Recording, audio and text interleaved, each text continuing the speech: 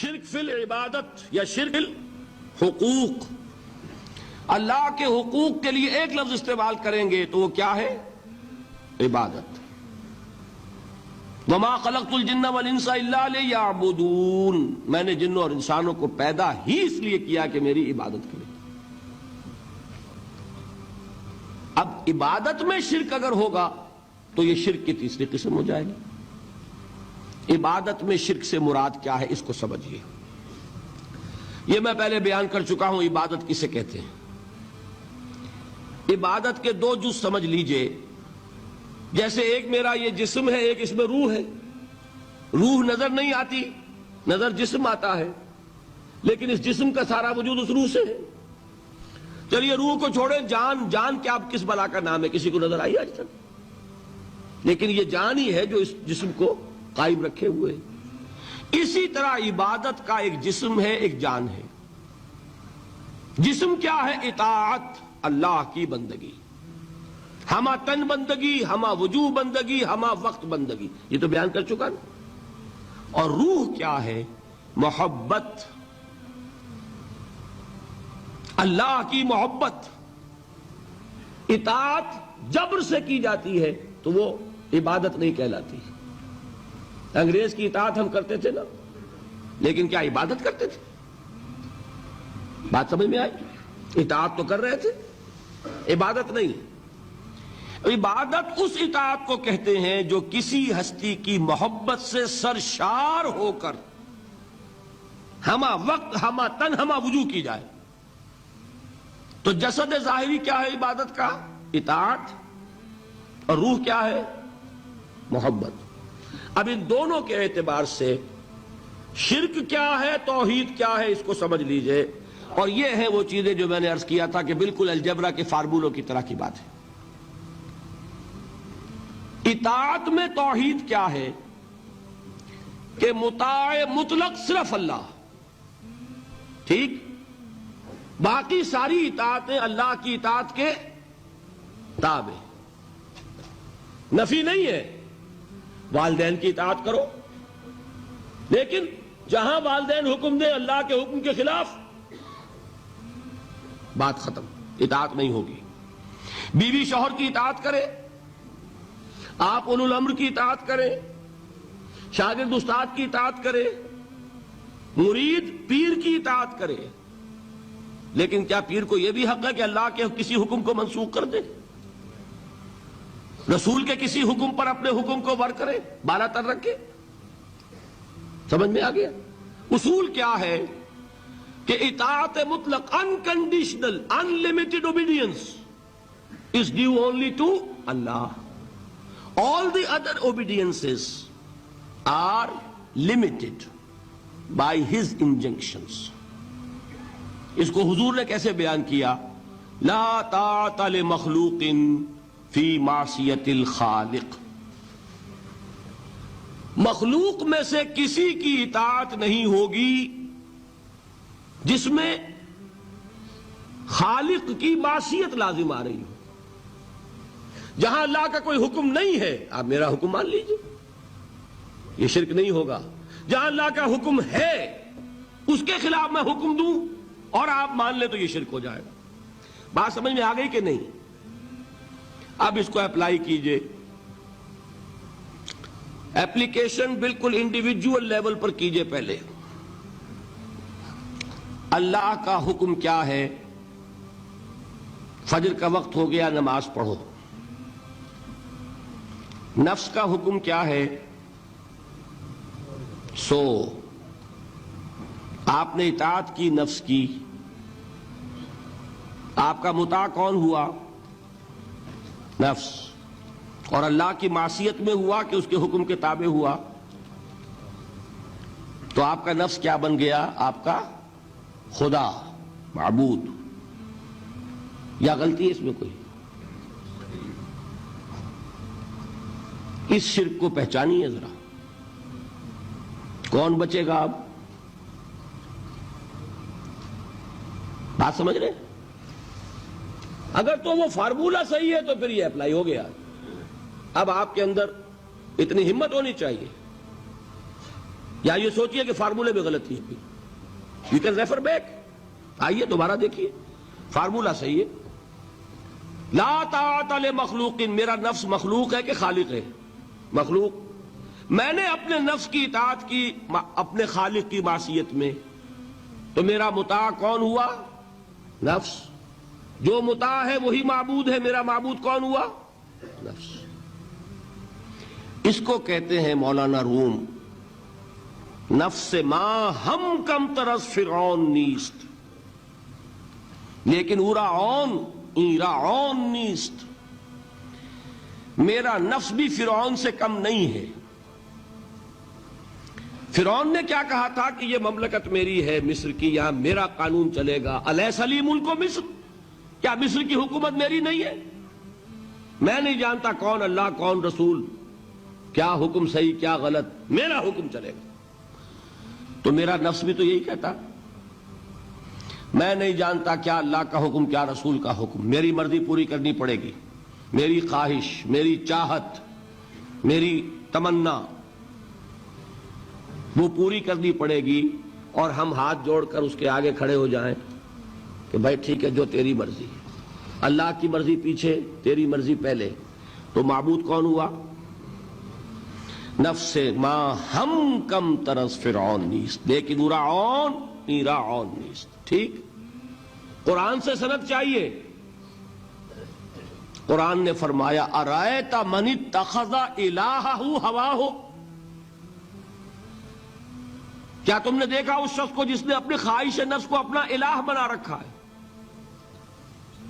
الہ کا لفظ وہ ہے جو آپ کے کلمہ طیبہ میں ہے. کہہ رہا ہے لا الہ الا اللہ اور تسبیح پڑھ رہا ہے لا الہ الا اللہ، اور جب فارغ ہوتا ہے تو نفس کو فوراً معبود بنا لیتا ہے.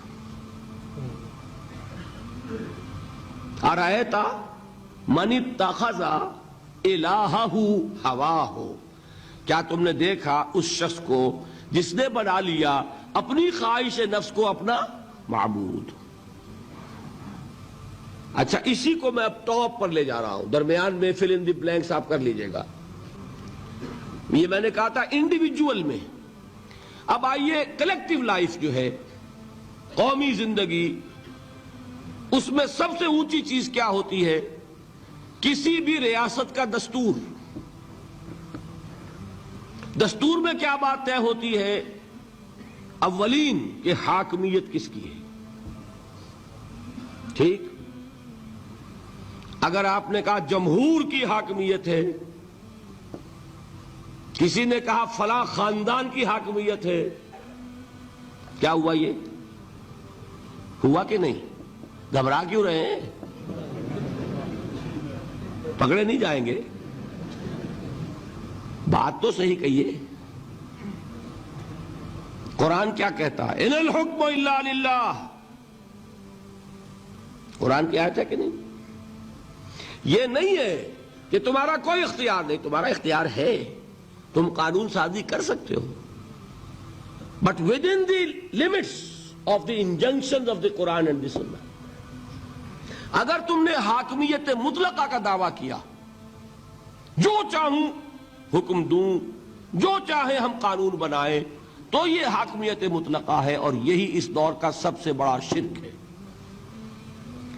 قبر پرستی کا شرک سب کو معلوم، یہ شرک نہیں معلوم. جمہوریت ان اس ایسنس اس دنیا کا سب سے بڑا شرک ہے اس دور کا. Human sovereignty in any form, individual ہے تو شرک، اگر وہ پاپولر سوورنٹی ہے تو شرک. کوئی فرق نہیں واقع ہوتا. اقبال نے ایسی باتیں جو کہی ہیں وہ اصل میں اس دور کے شرکوں کو پہچانا اقبال نے، اس لیے کہ اس دور کے فلسفوں کو علماء نے پڑھا نہیں. وہ سطحی طور پر جو الفاظ ہیں ان سے کچھ بات سمجھ لیتے ہیں، گہرائی میں اتر کر فلسفہ کیا ہے، حاکمیت کسے کہتے ہیں، جمہوریت کسے کہتے ہیں. جمہوریت is popular sovereignty, know limits. جو بھی لیجسلیٹو اتھارٹی ہے، عوام کے نمائندے جو قانون چاہے بنائیں، وہ ہم جنسی کو جائز کرنا چاہے اختیار ہے. دو مردوں کو میاں بیوی کی حیثیت سے لائسنس دیں رہنے کے لیے، لیگل لائسنس، جائز ہے، قانون ان کا مرضی ہے، جو چاہے بنائے. They don't accept any limitation to their legislative authority. We are sovereign. کیا مطلب؟ ہم جو چاہے قانون بنائیں. یہی تو شرک ہے. کیا کہا اقبال نے؟ ہم نے خود شاہی کو پہنایا ہے جمہوری لباس، جب ذرا آدم ہوا ہے خود شناس و خود نگر. ابلیس کا ایک چیلا کہتا ہے کیوں گھبراتے ہو جمہوریت و جمہوریت سے؟ وہی بادشاہی ہے، ہم نے اس کو جمہوری لباس پہنا دیا ہے. پہلے ایک آدمی بادشاہ ہوتا تھا، ایک ہوتا تھا فرعون، اب ساری قوم فرعون ہے. وہ فرعون کہتا تھا نا کہ میں جو چاہوں قانون بناؤں. I don't accept any limitation to my authority. Well, I am the sovereign. آج عوام کہتے ہیں. فرق کیا ہو گیا؟ میں نے کہا تھا نا کہ 2 ٹن گندگی تھی، وہ ایک کے سر پہ رکھی ہوئی تھی، آپ نے ماشا ماشا سب کو بانٹ دی، تو گندگی رہے گی، شرک تو شرک رہے گا. کوئی فرق نہیں نوعیت کے اعتبار سے. ہاں بادشاہت بھی ہو سکتی ہے جائز، اگر بادشاہ خود اللہ کا بندہ ہے، اللہ کے احکام کا پابند ہے اور اللہ کے احکام کو نافذ کر رہا ہو. داؤد بادشاہ تھے کہ نہیں؟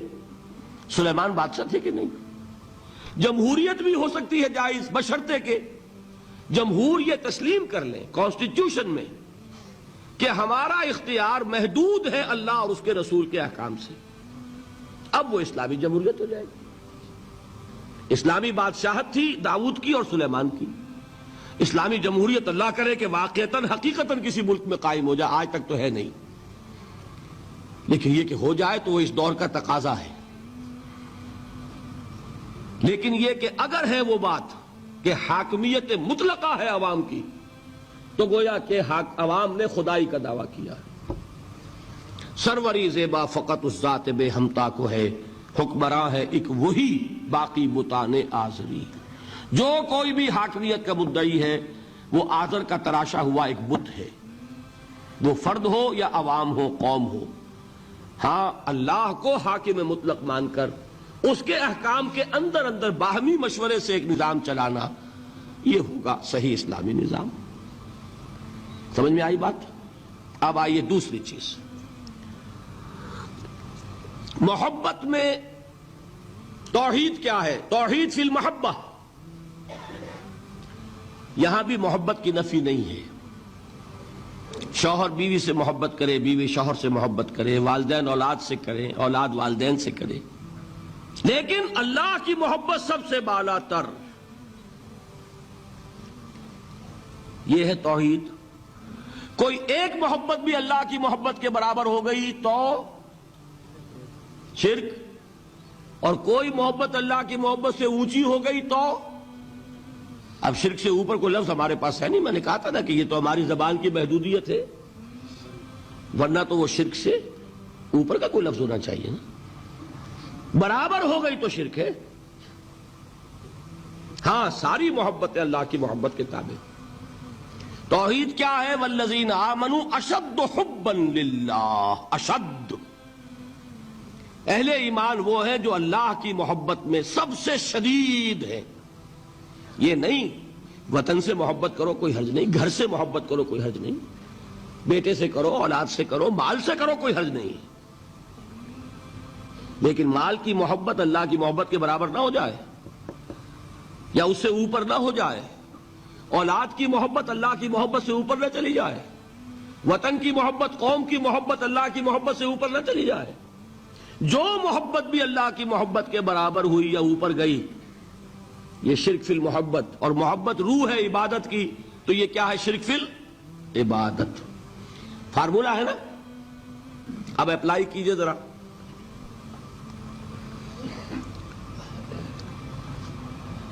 آپ کو معلوم ہے کوئی شے آپ کے لیے لینی حرام ہے، رشوت ہے کوئی پیش کر رہا ہے، حرام ہے، لیکن مال کی محبت کے ہاتھوں مجبور ہو کر آپ نے لے لی.